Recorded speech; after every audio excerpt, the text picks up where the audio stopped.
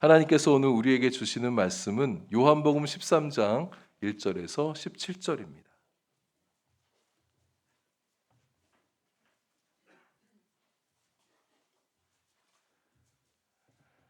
요한복음 13장 1절부터 17절까지의 말씀, 저와 여러분 한 절씩 교독하시고 마지막 17절 함께 읽겠습니다. 유월절 전에 예수께서 자기가 세상을 떠나 아버지께로 돌아가실 때가 이른 줄 아시고 세상에 있는 자기 사람들을 사랑하시되 끝까지 사랑하시니라.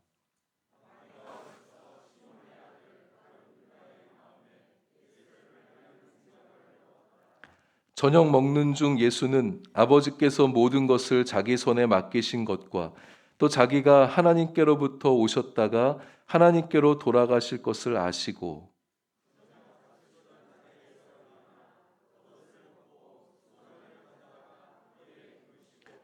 이에 대야에 물을 떠서 제자들의 발을 씻으시고 그 두르신 수건으로 닦기를 시작하여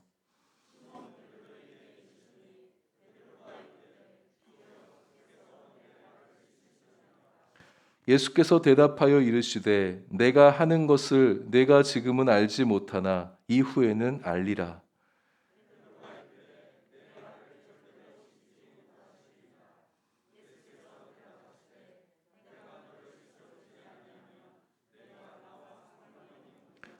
시몬 베드로가 이르되 주여 내 발뿐 아니라 손과 머리도 씻어 주옵소서.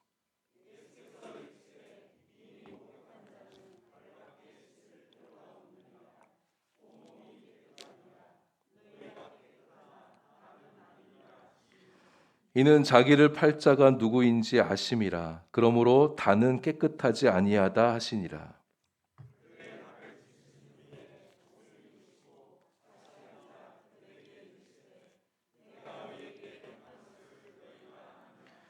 너희가 나를 선생이라 또는 주라 하니 너희 말이 옳도다. 내가 그러하다.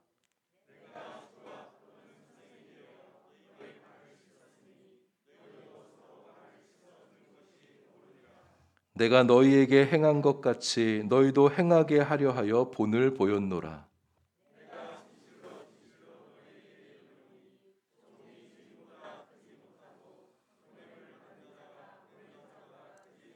함께합니다. 너희가 이것을 알고 행하면 복이 있으리라. 아멘. 기도하겠습니다. 하나님, 이제 주님 말씀에 귀를 기울입니다. 말씀 안에서 주님을 느끼고 주님의 마음을 알게 하여 주옵소서. 귀에 들려지는 주님의 말씀이 우리 영혼에 거룩한 양식이 되게 하여 주시고 주님 말씀에 순종하며 살아갈 수 있는 저희들 되도록 성령님 도와 주옵소서. 예수님 이름으로 기도합니다. 아멘. 이제 예수님의 죽음이 임박하셨습니다. 예수님은 이제 만 하루도 못 되어 십자가에 달려 돌아가시게 됩니다. 오늘 13장 본문의 시점이 현대력으로 보면 목요일입니다. 예수님 유월절 어린 양으로 돌아가신다고 말씀하는데 유월절이 토요일이 되어지고요. 예수님은 유월절 하루 전날인 금요일 오전에 십자가에 달려 돌아가십니다. 유월절 하루 다음 날인 일요일에 예수님은 부활하시게 되어지죠. 오늘은 목요일, 이날은 목요일, 예수님께서 잡히시기 전날이 되어집니다. 예수님 잡히시기 전날에 중요한 두 가지 사건이 있었습니다. 하나는 이 제자들과 함께 식사하시면서 유월절 만찬을 제정하신 일이고 또 그리고 제자들의 발을 씻어 주신 일입니다. 마태복음, 마가복음, 누가복음을 일컬어 소위 공관복음이라 이렇게 읽었습니다. 공관, 같은 관점으로 유사한 관점으로 예수님의 사건을 기록했다고 해서 공관복음이라고 말하는데요. 이 공관복음서에서 보게 되면 예수님께서 제자들과 유월절 식사를 하시면서 성찬식 제정에 대한 말씀을 하세요. 성찬식을 제정하세요. 그래서 우리도 오늘 설교 후에는 이렇게 성찬식을 함께 거행하게 될 텐데, 근데 요한복음은 이 성찬 예식에 관한 말씀 그 내용을 생략하고 있습니다. 요한이 스스로 판단해서 자의적으로 이건 중요하지 않아 그렇게 해서 빼버린 게 아닙니다. 요한복음이 세상에 나오게 된 게 AD 최소 90년경으로 보고 있는데요. AD 90년경이면 이미 초대교회 안에서 다른 복음서를 다 갖고 있어요. 그래서 복음서에서 말씀하신 대로 성찬식을 제정해서 성찬식을 다 교회들마다 거행하고 있었던 것입니다. 그래서 요한복음은 과감하게 성찬식에 관한 내용들을 생략하고 있습니다. 그리고 다른 공간복음서에서 많이 관심 갖고 있지 않은 부분들을 부각시키고 있습니다. 그것은 곧 예수님의 강화, 예수님의 강론, 예수님의 담화, 예수님에 대한 말씀이지요. 그래서 예수님께서 제자들과 마지막 식사를 하시면서 들려주셨던 그 많은 말씀들을 요한복음에 수록해 놓고 있어요. 14장부터 17장까지 많은 부분을 할애하여서 예수님께서 제자들에게 무슨 말씀을 들려주시는지를 기록해 놓고 있습니다.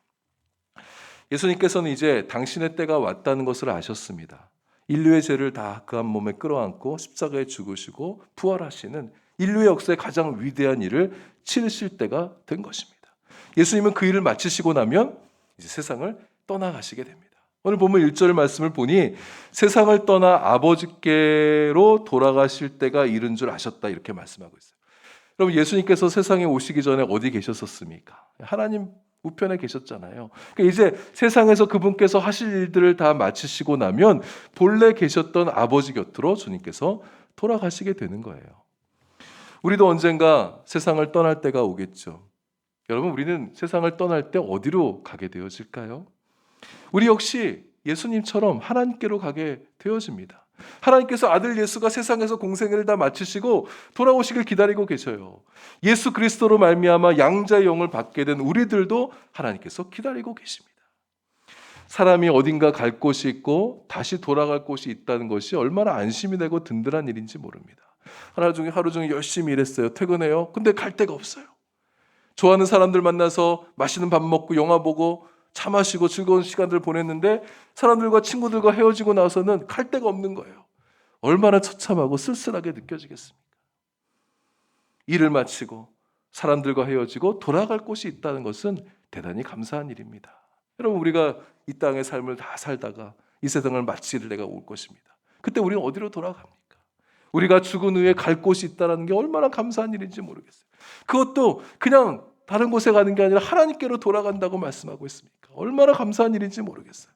우리 이 땅의 삶을 다 마친 이후에 우리 주님 아버지께로 돌아가게 될 것입니다. 예수님께서 세상을 떠나실 때가 다 되셨다는 것을 아셨을 때 예수님은 무엇을 하셨습니까? 어떻게 보내셨습니까? 만약 사람들이 자신의 이제 생명이 인생이 이제 며칠밖에 남지 않았다는 사실을 알게 되면 어떤 마음이 들까요? 어떻게 그 시간을 보낼까요? 만약 여러분에게 가정합니다. 여러분의 생애가 이제 한 달밖에 남지 않았다. 내 생에 이제 남은 시간은 한 달밖에 없네. 이렇게 가정해 본다면 여러분 마음이 어떠실 것이며 그 한 달 동안 여러분은 무엇을 하며 보내시겠습니까? 인생을 충실하게 살아온 사람들, 인생의 가치가 얼마나 소중한 것인지를 잘 아는 사람은 그 남은 기간을 허랑방탕하게 그렇게 보내지 않을 것입니다. 인생의 마지막 페이지를 장식하는 것이니만큼 후회하지 않을 만큼 의미 있는 일로 그 한 달의 시간들을 채워가겠죠. 가족과 함께 오랜 시간 함께 보낸다든지 소중한 사람들과 만나서 마음을 함께 나누게 되어진다든지 자신의 인생의 주변을 정리하면서 일기를 기록한다든지 자서전을 남긴다든지 뭔가 의미 있는 일로 그 시간을 보내게 될 것입니다. 근데 예수님은 어떻게 하셨습니까? 예수님은 세상에 있는 자기 사람들을 사랑하시되 끝까지 사랑하셨다. 이렇게 말씀하고 있습니다. 사랑으로 사셨던 예수님이셨어요. 사랑하며 사는 것이 그분의 삶의 전부이셨던 예수님은 이제 인생의 그분의 생애의 마지막 때에도 사랑하시는 주님이십니다. 끝까지 사랑하신다는 예수님의 말씀에서 우리는 예수님 사랑의 영원성을 발견하게 되어집니다. 예수님은 영원토록 사랑하시는 분이세요. 예수님께서 우리를 사랑하시기로 시작하셨습니다. 사랑으로 시작하신 예수님 지금도 우리를 사랑해 주고 계시고 우리 죽기까지 우리를 사랑해 주실 분이세요. 저 나라 가서도 영원토록 우리를 사랑해 주실 우리 주님이십니다. 끝까지 사랑하셨던 예수님의 이 말씀에서 우리는 예수님의 어떤 의지를 발견하게 되어집니다. 여러분 사랑은요 때때로 감정보다 의지입니다. 예수님은 사랑의 감정이 느껴질 때만 사랑하셨던 분이 아니셨어요. 만약 그러셨다면 스승을 팔아넘기는 가룟 유다 끝까지 사랑하기 힘드셨을 것입니다. 예수님은 가룟 유다의 배신할 것도 알고 계셨지만 그럼에도 불구하고 여전히 그를 사랑해 주셨습니다. 끝까지 사랑하시는 예수님. 상대가 어떤 실수를 한다 할지라도 심지어 자신에게 죄악을 범한다 할지라도 그를 용납하시고 용서해 주셨던 주님의 사랑이셨습니다. 예수님을 부인한 베드로도 용서해 주셨죠. 제자들 다 용서해 주셨어요. 예수님의 사랑에는 용서가 있습니다. 제자들을 향한 예수님의 끝없는 사랑은 제자들과의 마지막 밤에 제자들의 발을 씻겨주시는 것으로 표현되셨습니다. 발을 씻기는 것은 종이 하는 일인데 종이 하는 그 일을 주인이신 주님께서 하셨단 말이에요. 제자들의 발을 닦아주시면서 예수님의 마음에는 이 제자들 한 사람 한 사람을 향한 사랑의 마음이 더 깊어지지 않으셨을까 싶은 생각이 듭니다. 우리가 지지난주에 3월 마지막 주에 가정 예배를 드리면서 우리 세족식 세수식을 하게 됐습니다. 이런 마음이 어떠셨습니까? 아내의 발을, 남편의 발을, 자식들의 발을, 부모님의 발을 씻겨주시면서 이런 마음이 어떤 마음이 드셨는지요? 아, 냄새 참 지독하다. 순 간신히 참으면서 억지로 발을 씻어주셨습니까? 여러분 울컥하진 않으셨습니까? 아, 이게 나를, 우리 가족을 위해서 수고한 발이구나. 손 씻어주면서 아, 옛날에 손이 참 고왔는데 나랑 같이 살면서 이렇게 손이 거칠어졌구려.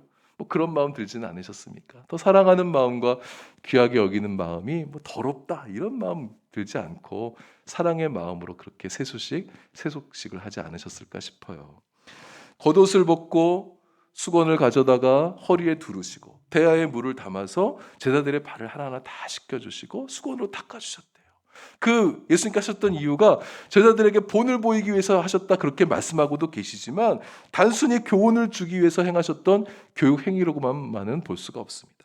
예수님의 제자라면 당연히 낮아지고 겸손해져야 된다는 거 그거 가르쳐주기 위해서도 하신 일이기도 하지만 또한 제자들 진정으로 사랑하시는 마음으로 섬기는 사랑을 예수님께서 제자들에게 보여주신 것이죠. 예수님의 제자들인 우리들도 그렇게 낮은 자의 모습으로 섬기는 사랑을 행할 수 있어야겠습니다. 사랑은 섬김으로 표현되어집니다. 내 마음이 상대방보다 높은 곳에 위치시켜서는요 섬기기가 쉽지가 않아요. 예수님처럼 무릎을 꿇고 상대방의 발을 내 손에 올려놓게 되어질 때 우리는 섬겨줄 수가 있습니다. 가장 높으신 주님께서 가장 낮은 곳에서 섬기는 자로 계시니 우리도 그렇게 섬기며 살아가는 거죠. 여러분 곁에 있는 사람들을 잘 섬겨주십시오. 여러분의 아내를, 여러분의 남편을, 여러분의 자녀를, 여러분의 부모를, 우리 교회 지체들을, 회사 동료들을, 우리의 이웃들을 그렇게 사랑으로 섬기는 우리가 되어질 때 우리 주님 너무 기뻐해 주시고 우리의 그런 섬기의 모습을 통하여 우리 주님 큰 영광 받으실 것입니다.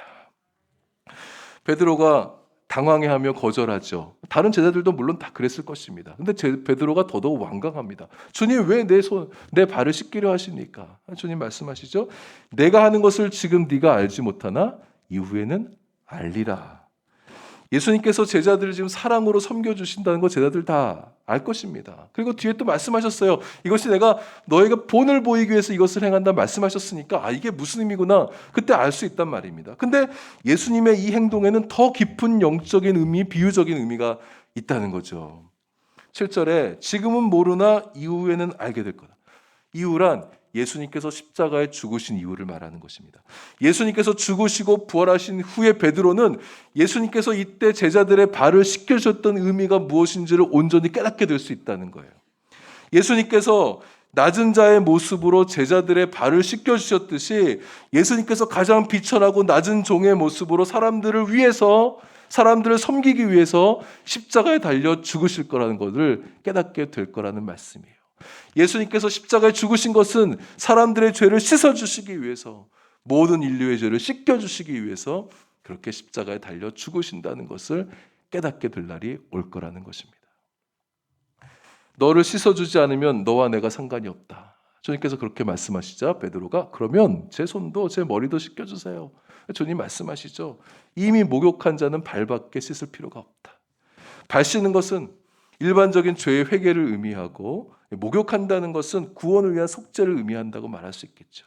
온몸이 깨끗한 자는 다시 씻을 필요가 없습니다. 구원받은 자는요 다시 구원을 위한 어떤 속죄를 위한 제사, 속죄를 여러 차례 할 필요가 없다는 말씀이에요. 그러나 구원받았어도 목욕했어도 발은 또 언제든지 더러워질 수가 있습니다. 예수님 믿고 구원받았지만 구원받지 못할 죄는 다 씻음 받게 되었었지만 용서를 얻었지만 일상에서 범하는 죄에 대해서는 또 수시로 날마다 발을 씻듯 그렇게 회개하며 정결하게 해야 된다는 것을 이 일을 통해서 말씀해 주시는 거죠. 제자들 모두 그렇게 온몸이 깨끗하지만 다는 아니라고 말씀하십니다. 예수님 팔아넘길 가룟 유다를 지칭하는 거죠. 가룟 유다가 알았을 거예요. 아, 지금 예수님께서 나에 대해서 말하는 거구나. 가룟 유다에게 예수님은 회개할 기회를 여러 차례 주고 계셔요. 내일 특세 첫날 새벽에도 함께 말씀을 좀 더 깊이 살펴보겠지만 예수님을 팔아넘길 이 가룟 유다였었단 말이에요. 예수님 이 말씀하실 때 뜨끔했을 것입니다. 그러나 이미 그의 마음을 사탄에게 넘겨주었던 가룟 유다는 스승을 배반할 마음을 결코 돌이키지 않습니다. 참 안타까운 일이죠. 그런 가룟 유다일지라도 예수님은 그를 정죄하지 않으세요. 제자들에게 야 가룟 유다가 나 배신하려고 그래. 나 좀 도와줘. 이렇게 말씀하시면서 위기를 모면하려고 하지 않으셨습니다. 그런 가룟 유다마저 끝까지 사랑하시면서 돌이킬 수 있는 기회를 계속해서 주시는 예수님의 모습을 보게 되어집니다. 제자들의 발을 다 씻겨주신 후에 제자들에게 말씀하셨어요. 14절입니다. 너희도 서로 발을 씻겨주는 것이 옳다. 예수님 제자라면 마땅히 발을 씻겨주는 자가 되어야 된다. 섬김 받으려고만 하지 말고 섬겨주는 자가 되라. 이것이 옳다. 스승이신 예수님께서 섬김 받아야 마땅하신 분께서 섬김 받으려 하지 아니하시고 섬겨주셨던 그 모습을 기억하면서 잊지 말고 제자들 너희들도 서로 섬기는 자가 되어라. 주님께서 그렇게 말씀하십니다. 예수님의 제자된 우리 이 말씀을 명심해야겠습니다. 우리 섬기며 살아갈 때 섬기는 것이 힘들어질 때가 있어요. 섬기면서 자존심 상할 때가 있습니다. 어떤 그룹에서 내가 섬길 때 나는 이 그룹에서 내가 더 인정받고 더 존중받고 내가 섬김 받아야 될 사람인데 내가 지금 뭐하고 있지? 이런 마음이 들 때가 있을 수가 있어요. 그럴 때 우리는 예수님을 생각하십시다. 허리를 굽혀서 제자들의 발을 씻겨주셨던 그 예수님, 십자가 달리시기까지 섬김의 본을 보이셨던 그 예수님을 떠올리시고 바라보는 우리가 되십시다. 16절 17절에서 예수님 말씀하시죠. 종이 주인보다 크지 못하고 보냄을 받은 자가 보낸 자보다 크지 못하다. 그럼에도 불구하고 주인이 종보다 낮아지게 되어질 때, 보낸 자가 보냄을 받은 자보다 작아지려 할 때 일이 일어나게 됩니다. 역사가 만들어져요. 놀라운 변화의 역사가 펼쳐지게 되는 것입니다. 그리고 사실 우리 주님이 우리의 주인이잖아요. 우리는 주님의 종입니다. 주님이 보내신 분이고 우리는 보냄을 받은 자예요. 우리가 주님보다 높아지려 해서는 안 됩니다. 내가 주님의 종이며 주님께로부터 보냄받은 자라는 사실을 우리가 알고 살아갈 때 섬김이 쉬워져요. 우리가 종종 이 사실을 잊어버리고 내가 주인 노릇하려고 하다 보니까 섬기는 게 힘들어지곤 하는 것입니다.